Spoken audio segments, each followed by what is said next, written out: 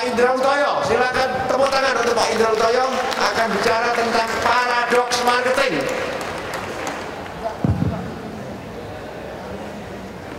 Terima kasih Pak Hermawan, Pak Cayana, saya hormati Pak Soy, juga Bapak Ibu sekalian. Assalamualaikum warahmatullahi wabarakatuh. Salam jalan, selamat malam.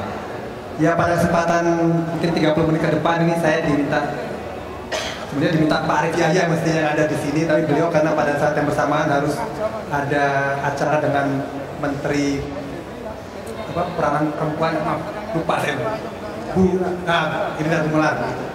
Jadi saya berusaha mewakili beliau untuk menyampaikan materi tentang paradoks marketing yang mungkin paradoks marketing ini sudah menjadi buku yang nanti bisa juga saya infokan. Ini promotornya Pak Hermawan, buku beliau. Ya, jadi sudah diluncurkan di acara Pak Hermawan pada saat Marketplace Conference 2013 tanggal 13 Desember 2012 begitu di Ritz-Carlton oleh Pak Dahlan Iskan. Ini karangan dari CEO kami Pak Arief Yahya. Kemudian juga English versionnya juga sudah diluncurkan kira-kira bulan lalu Maret dengan forwardnya dari Pak Mr. Philip Kotler, ini Bapak guru marketingnya ini dunia begitu ya. Jadi ini mungkin inti dari marketing yang ingin kami sampaikan. Tentu akan lebih baik kalau yang bawakan Pak Arief Yahya sendiri karena beliau yang menjalani secara experience-nya selama 7 tahun menjadi direktur marketing, direktur menangani pelanggan. Mungkin beberapa Bapak Ibu mungkin perlu saya ingatkan lagi tentang Telkom itu siapa begitu. Jadi mungkin bagi besar sudah tahu kita ini listed di New York.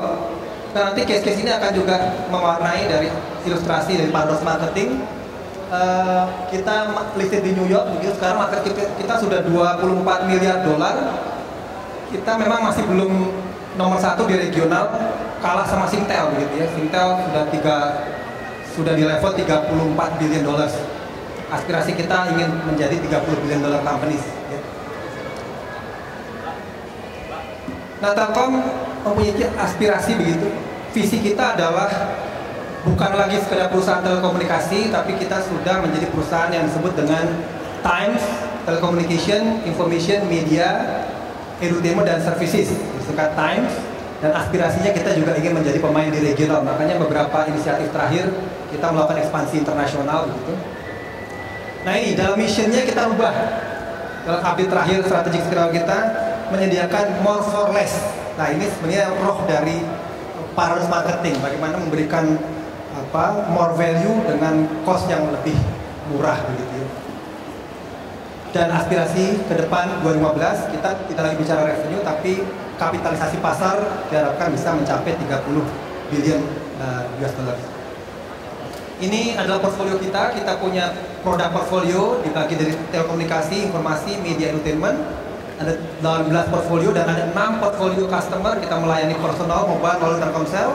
Kita punya home, kita punya SME, kemudian enterprise, wholesale, dan juga internasional.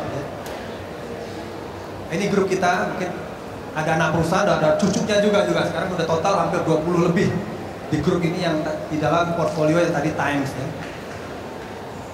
Baik, mengawali paradoks marketing.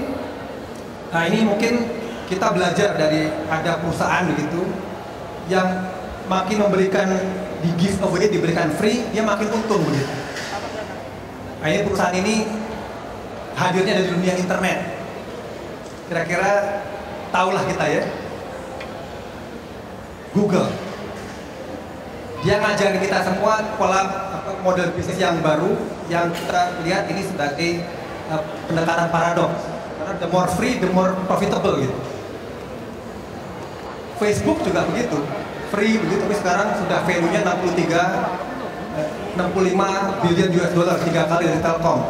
Kalau Google sudah 240 billion, itu udah hampir 12 kali dari Telkom. Ya.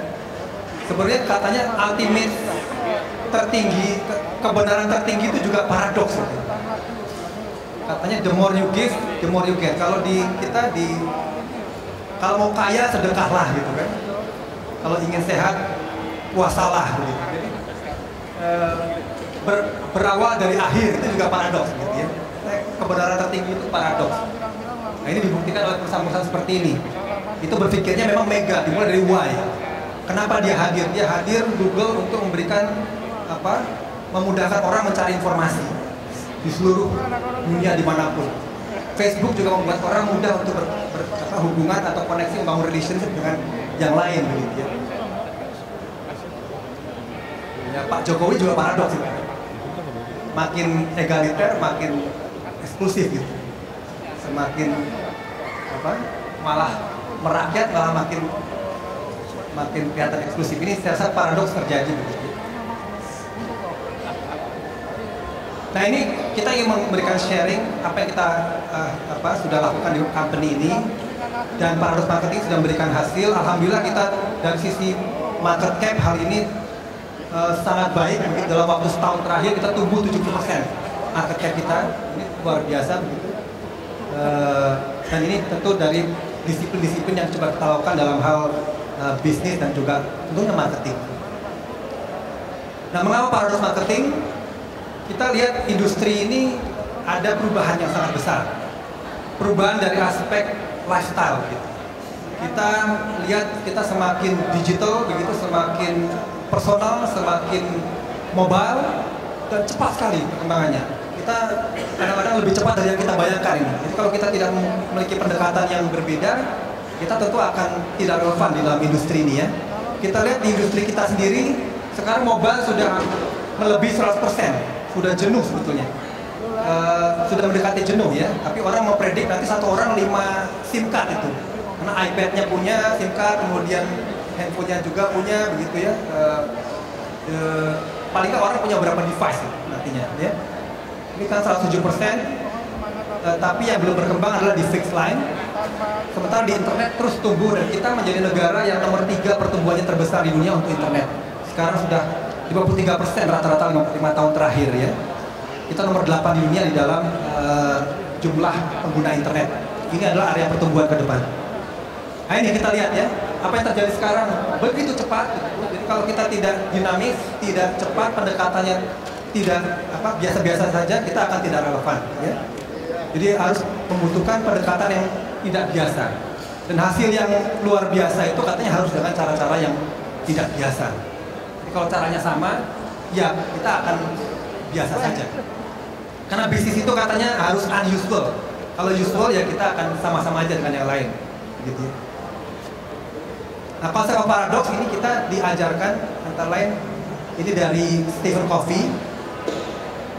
Masalah kemampuan kita untuk berapa lama kita bisa mengangkat sebuah gelas. Gitu. Berapa berat sebuah gelas itu yang berisi air? Kira-kira beratnya 300 gram begitu. Bisa kita tahan dia 1 jam? Gak bisa. Tapi bisa kita lakukan dengan cara 1 menit berhenti kali 60. Betul ya? Bahkan kita bisa 120 jam sebetulnya, tapi dengan setiap 1 menit kita istirahat. Itu menunjukkan sebetulnya juga praktek di dalam kegiatan marketing itu harga. Jadi kalau harga langsung mahal, mungkin orang susah belinya. Tapi kalau harga itu dibuat small denomination, orang bisa beli secara retail itu berkali-kali. Misalnya sejam bayarnya 1.000. Nah, kalau 30 jam 30.000 dibanding dia bayar langsung sebulan gitu ya. Nah, ini kita dari bukunya Pak Arif Yahya ini dimunculkan paradox of value ini. Nah, paradoks ini yang kita lihat adalah dari sisi value-nya ini, more for less dan less for more. Bagaimana memberikan lebih dengan biaya yang lebih rendah atau dengan harga yang murah itu meskipun harga yang kelihatan mahal tapi sebetulnya ya small denomination tapi sebetulnya lebih mahal begitu ya. Seperti sampo ini sebetulnya kalau dihitung dikalikan cc-nya mungkin lebih mahal daripada beli sebotol. Tapi karena harganya cuma 1.000 satu sachet, orang bisa beli. Ini model juga paradoks. Kalau ini adalah justru dengan membeli lebih murah mendapatkan lebih banyak. Ini adalah more for less. Kalau more for more itu sudah biasa dan itu juga berjalan.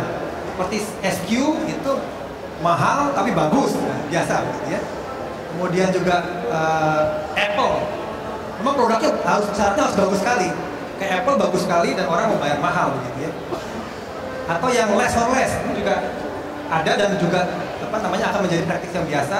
Air Asia dikenal sebagai low cost carrier, murah tapi juga less. Karena untuk bawa bagasi ya bayar begitu ya, untuk makan bayar lagi. Nah, itu juga saya rasa terjadi. Nah, kita fokus pada yang more for less ini dan less for more. Ya.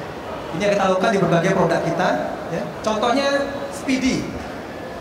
Speedy instan. Kita baru luncurkan sekitar akhir tahun lalu. Namanya pelayanan Speedy instan. Speedy instan, kalau Speedy itu layanan sebetulnya kan dia berbayar sebulan 150.000 gitu. Itu kita sebut dengan menjual secara wholesale. Nah, sekarang kita menjual dengan adanya WiFi yang kita gelar di mana-mana. Itu Speedy bisa dibuat menjadi retail, dijual per hari Rp1.000. Itu untuk anak sekolah, atau Rp5.000 berlaku seminggu gitu. Dengan demikian, layanan ini susah ditolak karena biar sangat murah, bisa mendapatkan layanan broadband, bahkan lebih bagus daripada biasanya. Di WiFi kita yang berbasis fiber, orang bisa menikmati broadband yang tadinya private menjadi public. Nah, itu paradoks. Tadinya private di rumah, itu kemudian menjadi public, ya. Kemudian dibayar yang tadinya wholesale langsung bang 140 dibayar menjadi retailan Rp1.000 per jam, per hari begitu. Nah, intinya dari paradox marketing ini sebenarnya conflicting and combining. Bagaimana memadukan yang kontradiksi itu, yang nilai kontradiksi itu dipadukan, tapi kita hanya memadukan yang positif-positifnya. Ini kan gambarnya, sebetulnya kalau terlihat gambar di bukunya itu adalah magnet, kutub magnet yang positif digabungkan. Bagaimana menggabungkan yang kontradiksi itu di contradicting dan combining. Seperti ini kalau kita lihat di dalam wholesale dan retail. Wholesale itu biasanya harganya murah tapi harus belinya volume. Kalau retail itu belinya bisa fleksibel tapi lebih mahal, gitu ya. Bagaimana menggabungkan dia bisa fleksibel, volumenya tapi murah. Ini adalah sebetulnya model-model dari salah satu contoh paradoks. Nah, ini adalah framework lengkapnya, mulai dari strategi, kemudian sebagai fondasinya, kemudian taktik. Nah, intinya adalah di taktiknya ini. Taktiknya itu sebenarnya berbasis dengan 4P.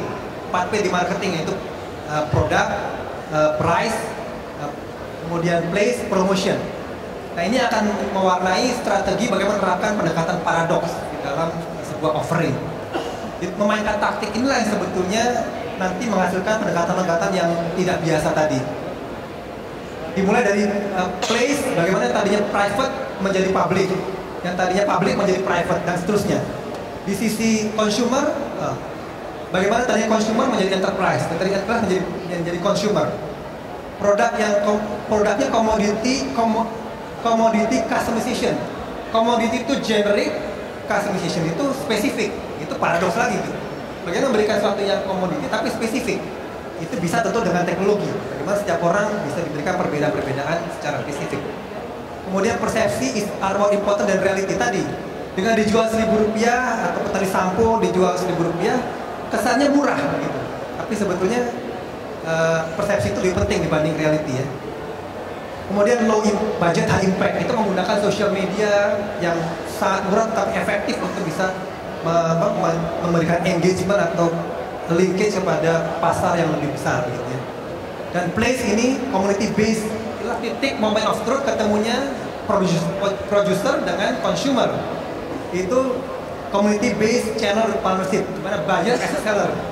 Jadi kalau di era paradoks ini, bahkan buyernya pun sekarang menjadi seller.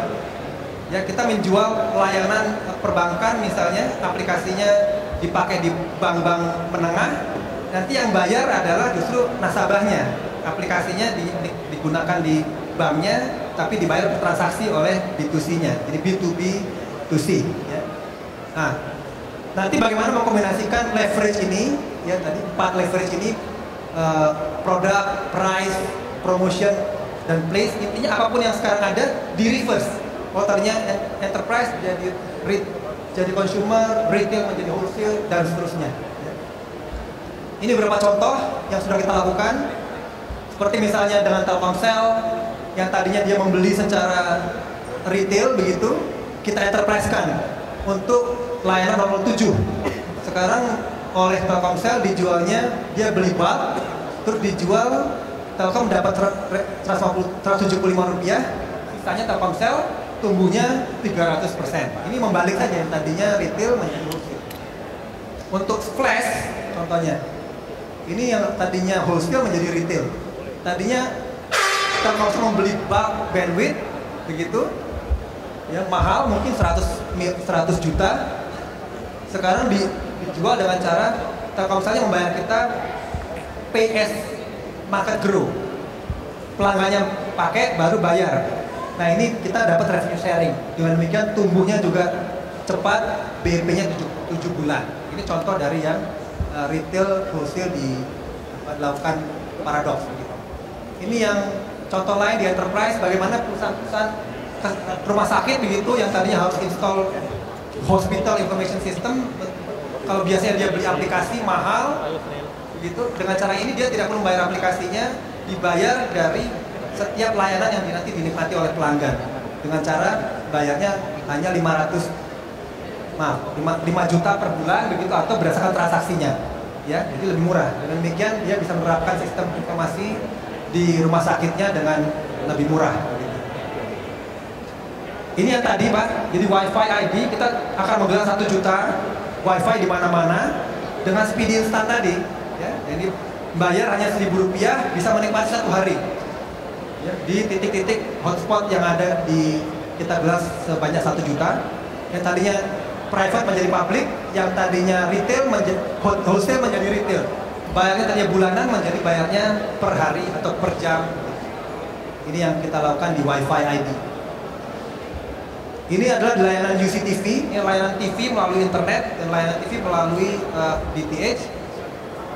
TV itu adalah sebetulnya layanan public, tapi kita bisa buat menjadi private. Kita bisa menonton sesuai waktunya kita, tidak terintimidasi oleh waktunya broadcaster. Kita menonton yang kemarin, menonton yang 3 hari yang lalu, kita menentukan waktunya. Jadi itu juga paradoks. Tarifnya pun yang tadinya bayarnya 100 channel itu 200.000, sekarang 100 channel harganya cuma 30.000. Ini juga kembali yang tadinya PTV serasa free to air. Itu juga bagaimana membalikan konsep paradoks.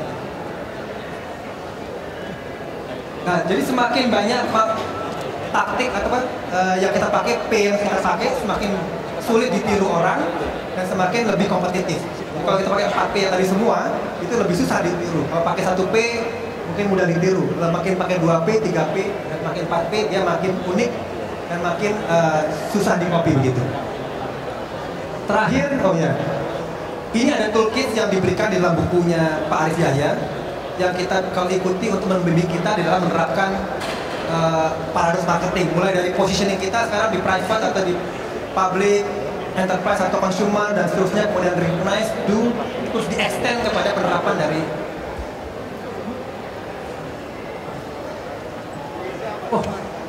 selamat datang Pak Tifatul.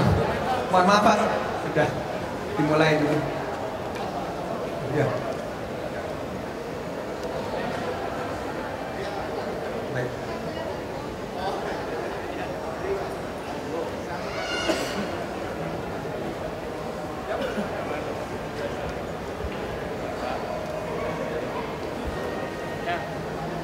Ya.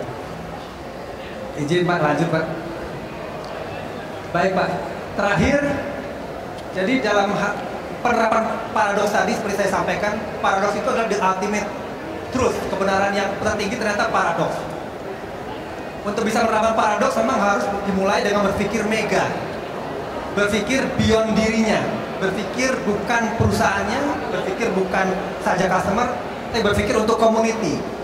Kehadiran Telkom untuk Indonesia, kehadiran sebuah layanan untuk siapa? Untuk masyarakat. Dimulai berpikir untuk masyarakat, ya. Berpikir mega, maka kalau kita berpikir mega, kita akan mendapatkan di bawahnya. Kalau meganya disasar, maka kita akan dapatkan company dan customernya. Kalau kita berpikir customer, kita akan dapatkan company-nya. Lalu kalau berpikir diri sendiri company-nya, mungkin kita akan hilang dari peredaran begitu. Jadi berpikir beyond diri kita, ya, berpikir seperti ibu, seorang ibu, memberi. Ibu itu kenapa dicintai anak-anaknya? Karena sibuk memberi saja. Karena memberi, nanti semua anak-anaknya juga akan mencintai sepenuh hati kepada ibunya. Jadi kalau the more you give, the more you get.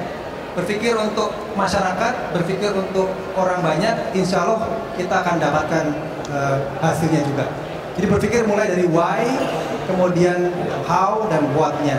Berpikir dari community, maka customer-nya dapat dan company-nya dapat. Nah inilah bagaimana berpikir untuk bisa menciptakan paradoks. Berpikir dari the more you give, the more you get. Memberikan lebih, insya Allah kita akan mendapatkan hasilnya. Ini contoh yang kita akan coba terapkan di Indonesia Digital Society yang hari ini akan diberikan. Kita ingin menjadi the king of digital society. Berpikir dari Mega, kita berikan empowering kepada masyarakat digital Indonesia, memberikan supaya masyarakat digital, sektor usaha menjadi kompetitif. Itulah tujuan kita. Kemudian secara makro, kita menyediakan platform untuk setiap usaha bisa masuk ke bisnis digital. Dan ujung-ujungnya ini bisa memberikan manfaat finansial kepada bisnis melalui model bisnis yang diterapkan, memberikan juga pilar-pilar profitabilitas kepada bisnis dengan adanya sukses kita mendukung sektor usaha dan juga mendukung Indonesia secara makro juga. Mungkin demikian yang saya sampaikan. Terima kasih. Mohon maaf. Wassalamualaikum warahmatullahi wabarakatuh.